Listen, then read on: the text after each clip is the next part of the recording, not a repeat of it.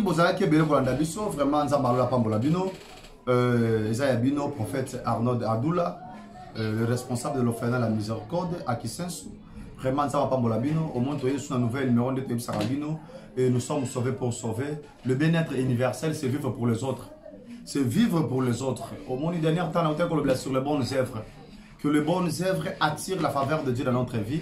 Vraiment, merci à Bandeko Nyoso, Bozan Alibanda Mboka, merci à Papa Taylor Moulumba, merci à Bandeko Nyoso, vraiment, Oyo, Bozo Bengabiso, nous avons Pambola Bino, vous continuez toujours Bengabiso.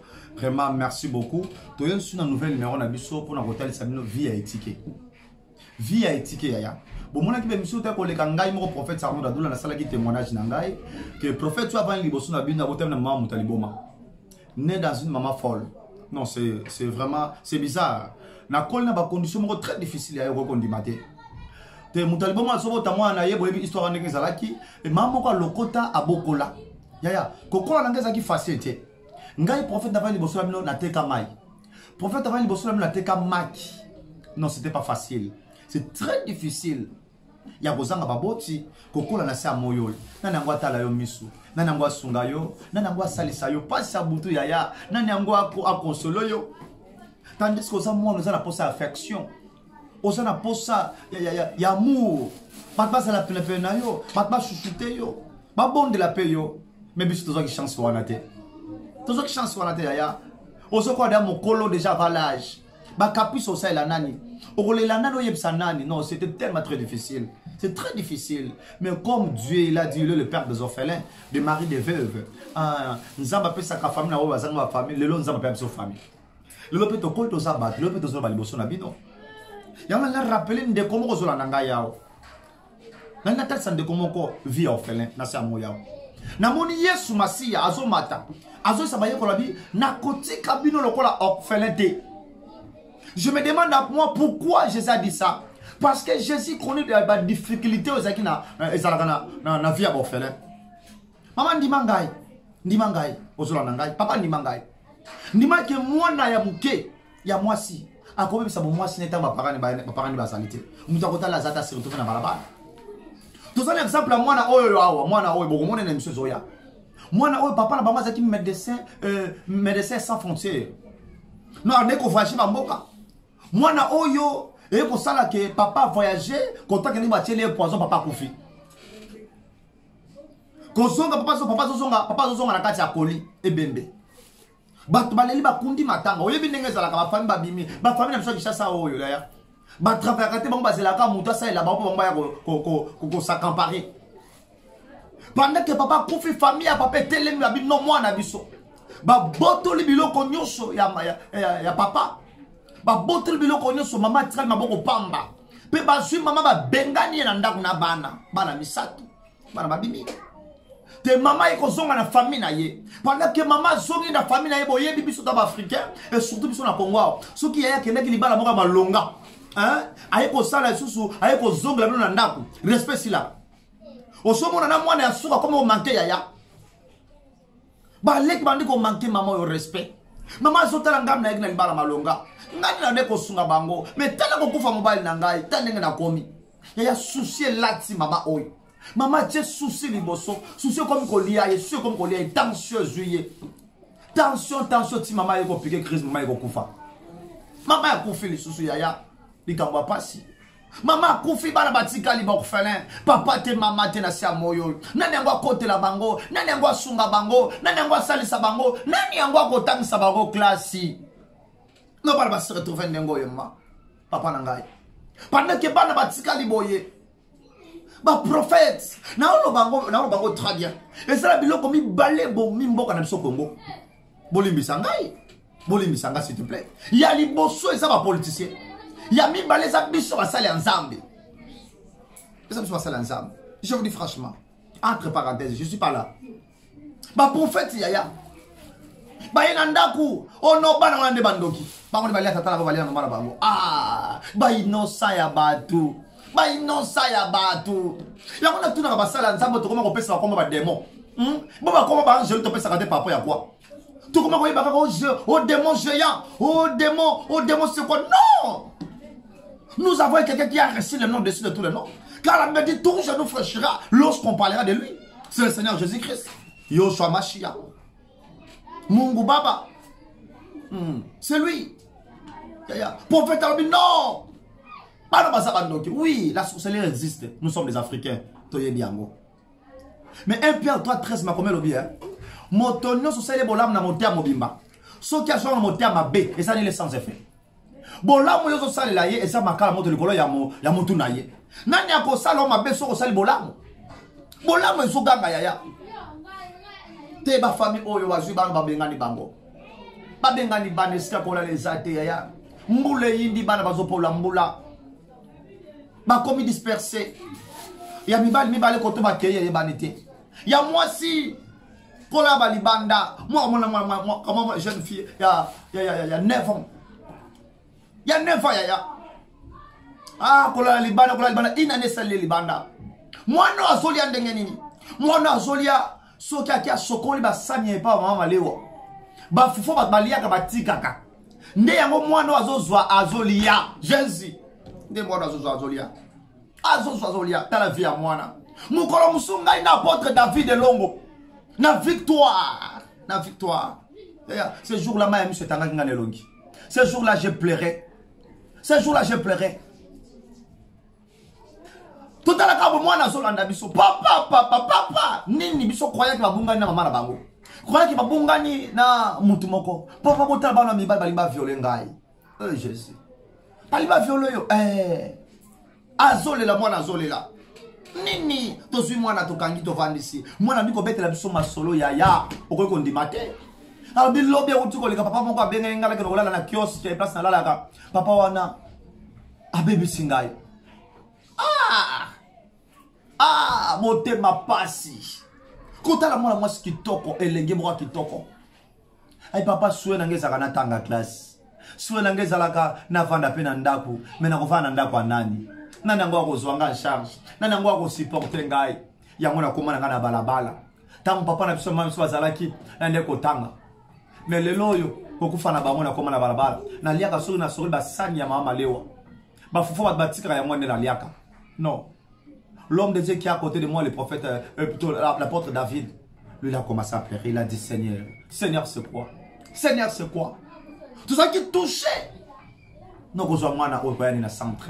Il y a un moment où ma parent, grand frère, ma soeur, tu me regardes. Yo parents sur la nangai, ndeko nangai parents sur la nanga. Tango zo moi 10 francs bon ça venir à bana tika buzoba. Et quand musanga mon frère, ma soeur, na nos yeux siko ko chaba note me yo ka misende ba oyemba yo. Ba mise ba oyemba yo. Ba bar nyonso eba ba komona yango. Olongwa na niveau ba ya ba kaso kuma niveau ba cantine. Ba ila o 3 sauts, 4 sauts. Ya. Bon ça venir à bana yo. Personne ne restera éternellement. Pendant que tu es vivant, organise la vie de tes enfants. Parce que éviter ce qu'on retire bango. Dans la bana ou yaya. Bango bakana ya gote. Le bar va se retrouver dans la balle. Papa ni moboti na ko liga mona mwana ya zole la mwana do souffrir. Parani ya ko liga mona mwana na kati ya passe. Parani ya ko accepter. Mais bango comme la bango. Bango balinga ya gote mais nature de pour ça bango. Yango na zo sa parole sur la nangai. Mon frère, ma soeur. Tant que vous de l'ensemble, vous savez ensemble personne moi moulay. Parce que l'absence na yo, nous t'avons l'inglo ba no ko le kwazate. Ba kapusa ba na yo ndo ko kakayango. Ah, ba kapusa na ba yo ndo supportaka. Au moins moi na yo wana, il y a 5 ans ça na ba choix na ba goût. Et pas na ngonde ko salela yango. Ya mi balne sa ba ndeko so na ngai awa. Boya divorce ba bobala. Ato l'autre na ndoto ko sala yango te. Pourquoi? Parce que victime ko sala bana. Ya mi ça tout. Ya, bino ba prophète bozo landangai. C'est tika ko panza ba famille abatu. So ki nsamba lobi te vandela monoko, batela monoko na yo. Batela monoko na yo. N'allez pas dire n'importe quoi. Regarde aujourd'hui ces enfants ils sont là. Ils sont là. Ils ont besoin de toi. Ils ont besoin de votre soutien. Il y a un seul ba. On est dans l'hôpital. On a dépensé pour cet enfant que vous voyez. Viens. Cet enfant que vous voyez. Ah, c'est un anémique que vous voyez là. C'est anémique. C'est une affaire qui nous dérange souvent. Si on a bêté une histoire à moi, nous un peu bizarre. Moi, na autre l'amka na tongo. Tous ceux font la porte. Il y a orphelin. Tous ceux mon moi na sac. Bakiti libanda. Source n'a été évité. Et on a pris l'enfant parce qu'il a dit libanda orphelin. Et to comme na commune, to na commune, to informer commune. Commune na yeko sala banquette na ye, avant ko sala banquette par propos ya koluka, qui est le responsable de cet enfant. To tamboli, to ça romona responsable mwana oyote. To leki na ba télévision, ba communiquer tout ça romona responsable mwana oyote. Le mwana oyo azoza aza ao. Déjà donc besoin mwana ba kokisi déjà 7 ans d'âge. 7 ans. To soyez na 3 ans. Le 7 ans, azana biswa. C'est un enfant qui dérange souvent. C'est un anémique. Tous les années au hôpital, problème makila. On a dépassé tout ça pour na farti ao. On n'a pas encore payé. Même l'ordonnance, on n'a pas encore payé. Regarde cet enfant. Ce n'est pas lui qui a fait lui. Peut-être mon frère, ma soeur, nous avons appelé sur moi naboye. Oyebite pourquoi Dieu t'a donné. Ne néglige pas quelqu'un dans la vie. Peut-être oyo so mona pamba lelo ba koza utile. A koza utile ya. Na mona batolo ko la boye. Ba ko pa batu minene la vie. Na mona batolo ko la batu boye. Ba ko pa batu minene. Le veut toujours respecter bango. Toujours respecter bango. Alors ne néglige pas quelqu'un. Quel soit défaut naïe, quel soit forme naïe saleli. Nous savons bien nous permettre yango. Nous savons bien pourquoi. Et ça n'a pas moko boye asala ki wana ya patuni Yesu.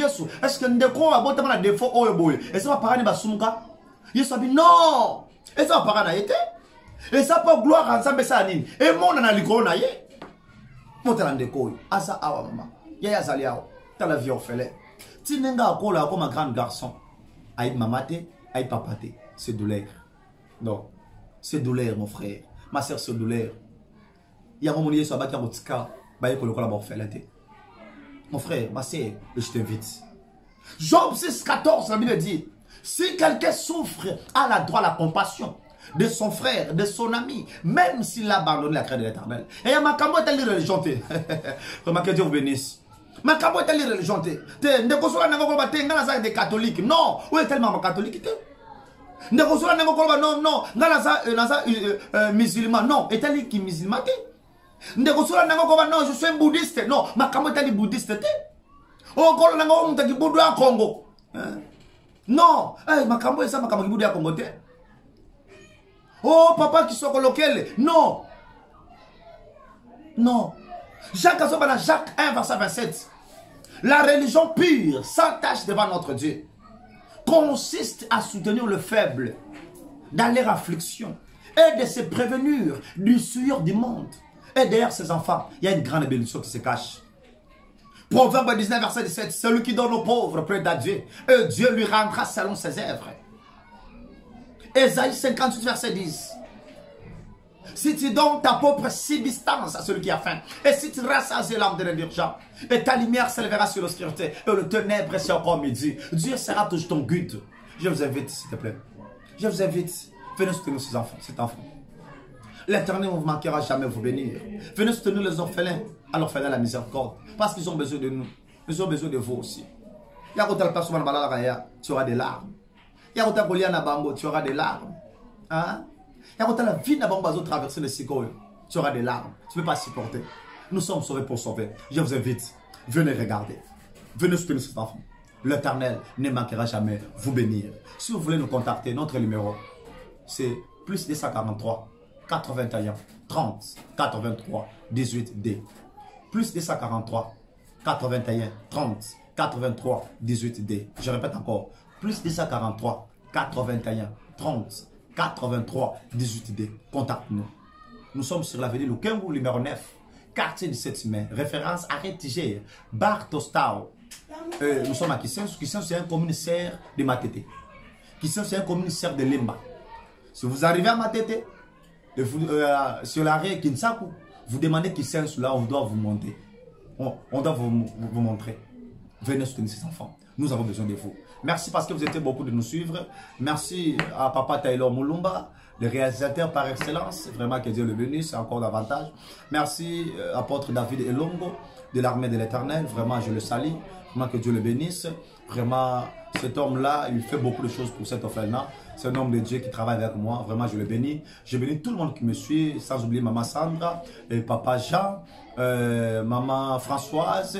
Vraiment, vous êtes beaucoup, Je ne peux pas commencer à citer les noms ici. Maman Mado aussi. Vraiment, que l'Éternel vous bénisse. Que le bon Dieu soit avec vous. Merci. Bye. Ciao.